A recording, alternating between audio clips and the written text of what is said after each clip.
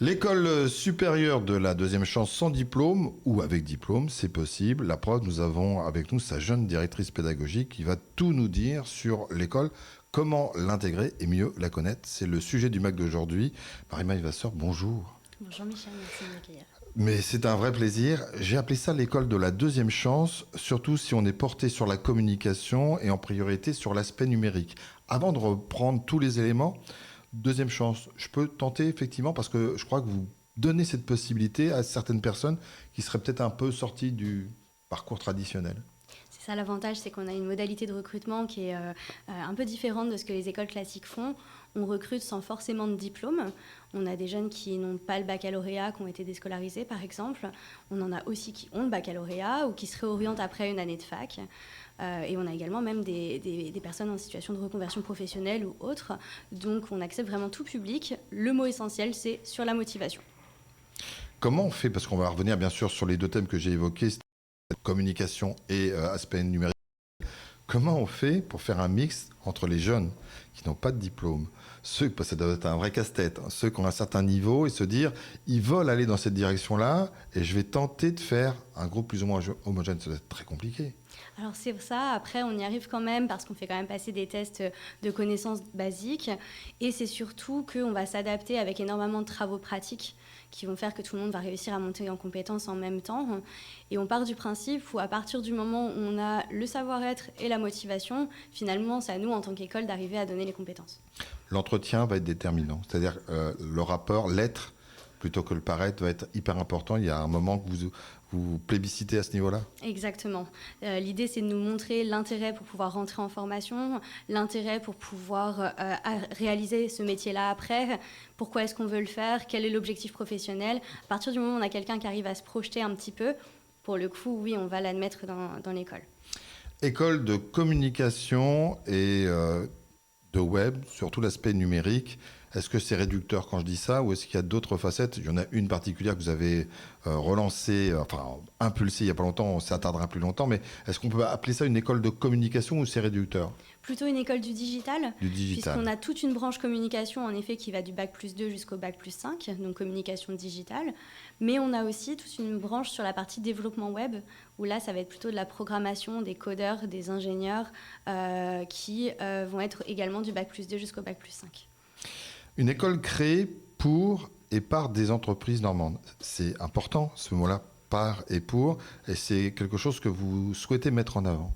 Exactement, ça date notamment de la naissance de l'école il y a 7-8 ans, quand l'école s'appelait encore N-Factory School, où on avait été très introduit dans le milieu des startups. Et l'idée, c'était de réussir à faire en sorte que ces différents entrepreneurs trouvent les bonnes pépites à recruter. Et on s'est dit, quoi de mieux que de les former, et en plus en local, en région, sans être obligé d'aller à Paris toutes les 5 minutes, quoi. Avant de revenir sur les études que vous dispensez, comment fonctionne l'école? C'est-à-dire que comme une partie, ou si ce n'est la totalité des jeunes et des moins jeunes qui viennent dans votre école n'ont pas grand-chose à payer, je crois, sur le principe, comment vous fonctionnez? Comment vous arrivez à prodiguer les cours qui sont les vôtres avec des experts en la matière? C'est ça. Donc en fait, l'idée, c'est que la majorité des étudiants sont en En alternance. alternance, oui. Et c'est d'ailleurs important pour nous, puisqu'on a vraiment pour volonté de faire en sorte qu'aucun étudiant ne paye sa scolarité chez nous. On part du principe où le milieu social et les finances ne devraient pas avoir à influer sur la capacité à avoir du savoir. On a une session sur laquelle ce sont des premières années en développeur. On ne croit pas au fait de les mettre en alternance dès la première année, c'est trop compliqué. Et c'est pour ça qu'on a choisi de réinvestir nous-mêmes pour financer la formation de ces jeunes-là la première année. Et après, partir du principe où en alternance en deuxième et troisième année, ils le rendront et pourront faire en sorte qu'on refinance les premières années par la suite.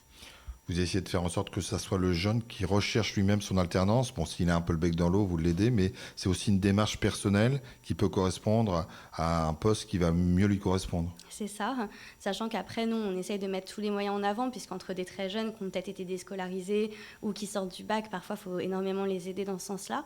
Donc, on travaille notamment avec 2 personnes, donc Céline, qui fait partie de notre équipe et qui accompagne au quotidien véritablement les jeunes dans la recherche, et Fatima également, qui les aide là-dessus à pouvoir justement développer leur CV, leur réseau, etc. On est entre nous, personne ne nous écoute, ne nous regarde. C'est une boutade, évidemment. Je me suis laissé dire qu'il y avait une ambiance particulière dans cette école, c'est-à-dire qu'il y avait une facilité de contact, une plus grande compréhension qu'on peut d'habitude appréhender dans n'importe quelle grande école. Même si tout se passe bien, il y a quelque chose qui se passe quand on rentre chez vous. C'est quoi ? Ce qu'on essaye, d'avoir quelque chose d'assez chaleureux. La porte est toujours ouverte, on est toujours accessible. L'idée, c'est de vraiment. Il y a des gâteaux le matin, il y a des. Et c'est ça. Tout ça. C'est surtout ça. C'est notamment Céline, qui est un petit peu la maman de l'école, qui met tout en avant pour les étudiants dans ce sens-là. Faire en sorte que. Il n'y a pas un étudiant qui ait faim le matin en arrivant ou même le midi. C'est pas qu'un détail, hein, parce que parfois ils viennent de loin, ils peuvent avoir des ruptures de vie sociale.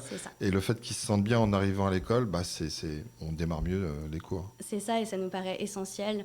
Il y a ce côté-là, il y a tout ce qu'on essaie de mettre en place de plus ou moins solidaire. Là, on va bientôt installer la machine à laver à l'étage, notamment si certains étudiants ont besoin pour venir faire leur linge. Il y a pas mal de petites choses comme ça qui semblent être des détails, mais je pense que ça fait ce qu'on est aujourd'hui pour nos étudiants. Une somme d'apports que vous faites, c'est tout sauf des détails. Je pense que c'est ça qui font qu'ils se sentent bien et qu'ils ont envie de rester. Quel type d'études ? Est-ce que c'est par secteur ? On va y revenir un peu à l'audiovisuel, puisque c'est quelque chose que vous mettez en avant en ce moment. Mais vers quel type d'études ? Il y a des licences, des maîtrises, il y a tout ça. Et dans quel domaine ? Alors, on ne parle pas vraiment de licence ou de maîtrise, c'est vraiment des niveaux de Bac+2, Bac+3, Bac+5. Nous, on est sur des titres professionnels. Ça veut dire qu'on est directement relié à tout ce qui est ministère du Travail. Donc, en fait, on va avoir des choses très professionnalisantes. C'est une grande différence par rapport aux écoles. Hein. C'est ça. Donc, sans rien dire par rapport à ça, mais nous, de notre côté, on ne va pas avoir les matières classiques de l'histoire, du français, etc. On va vraiment être directement dans le professionnel. Donc, qu'est-ce que je vais appliquer demain en entreprise ? Et c'est pour ça qu'on est très dans la pratique. Et c'est ce qui plaît en général à nos jeunes aussi, c'est qu'ils vont être directement dans le vif du sujet. C'est ce qui explique le succès, parce que vous avez déjà déménagé, parce que fréquentation en augmentation, les jeunes sont intéressés par ce que vous proposez comme programme, et à la fois comme philosophie que vous dispensez. C'est ça, en tout cas j'espère. Mais là aujourd'hui, on est à 150 étudiants sur l'école, et on commence à stabiliser un petit peu ce chiffre-là, et je pense que l'année prochaine, on sera autour de 180. L'audiovisuel, j'en ai un peu parlé, c'est quelque chose qui peut paraître ancien et pas du tout parce que l'image restera toujours hyper importante sur les réseaux sociaux et vous avez décidé de mettre les moyens pour pouvoir proposer quelque chose de nouveau aux étudiants. C'est ça. En fait, l'idée, c'est qu'on avait de plus en plus d'entreprises qui nous demandaient des community managers, ceux qui gèrent les réseaux sociaux, qui savent faire de la vidéo. Mais il n'y avait pas beaucoup de monde qui arrivait à les former à la vidéo. Et tout se passait, encore une fois, très souvent à Paris. Et donc, on a souhaité développer la partie audiovisuelle chez nous dans ce sens-là, dans le sens de la vidéo d'entreprise, vidéo pour les réseaux sociaux, etc.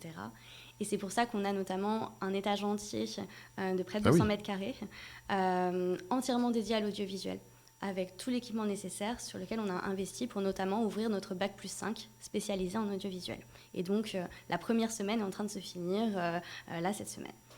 Le retour est plutôt sympathique par rapport aux jeunes qui peuvent tâter de l'audiovisuel. Ça paraît parfois très complexe et compliqué, mais en fait, quand on met un pied dedans, on a du mal à en sortir. C'est un peu ça.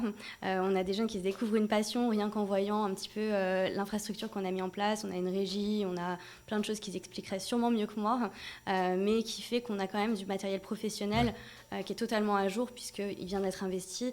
Donc on a quelque chose d'assez actuel qui plaît énormément en effet. Et autre force de l'école, ces mêmes studios locaux peuvent être mis à disposition des entreprises, puisque vous parliez de pour et par les entreprises.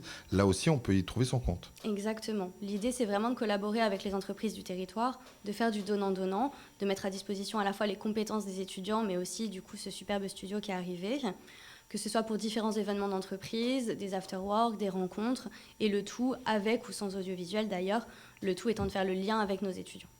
Marie-Maë, il nous reste très peu de temps. Les jeunes, comment vous faites pour les recruter ? Comment ils peuvent venir chez vous ? Donc à la fois donner les points, les liens, tout ce qu'on peut faire, et vous les rencontrez, je suppose, également en salon. Exactement. On est à disposition pour énormément de rendez-vous. Tout est disponible sur notre site internet ou sur nos réseaux sociaux, donc Need for School. Après, on peut aussi se rencontrer sur des journées portes ouvertes. Il y en a une par mois. La prochaine est le 13 octobre. On a également des rendez-vous individuels si les gens ne sont pas disponibles. Et puis, on sera sur les grands salons Studirama, l'étudiant à Rouen notamment. On peut rentrer à n'importe quel moment de l'année ou c'est quand même compliqué ça ? Et bien pour le coup, on a des rentrées assez décalées. C'est on vrai. a une prochaine rentrée mi-octobre et on en a une autre qui aura lieu également au mois de décembre sur la partie communication. Donc il n'est jamais trop tard, entre guillemets, pour rentrer chez nous. Merci Marie-Maille. On espère que beaucoup de gens vont vous retrouver et vont développer leur capacité, leur envie. Retrouvez ce magazine en podcast, audio et ou vidéo, et puis sur notre site Radio Sensation.